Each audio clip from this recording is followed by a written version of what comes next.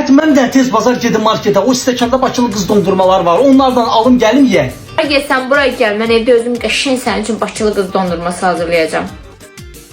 Mən 2 cür Bakılı qız dondurması eləyəcəm. Bir sadə, bir də kakaolu. Bizə 2 stəkan qaymaq lazımdır. Qaymağımız bərkiyib qasaşını kimi qarışdırırıq. Kremimiz qataşdı. İndi isə onunla qataşdırılmış südü əlavə edək.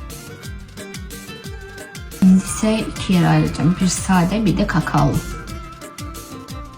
Sadəsini ayırdım, qoydum kənara. İndi isə kakaonu əlavə edirəm. Kakaolu kremimiz də artıq hazırdır. İstənilən kıvamı aldım. İndi isə bunları qablarına dolduracağıq. İlk olaraq ağ dondurmadan başlayaq.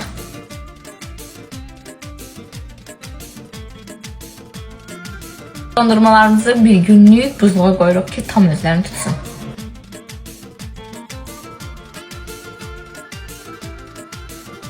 Çok qəşəng çıxdı. Möhtəşəmdir də, sözün əsl mənasında Bakılı qız dondurmasıdır. Markete getmədən evdə özünüz uşaqlarınız üçün hazırlaya bilərsiniz.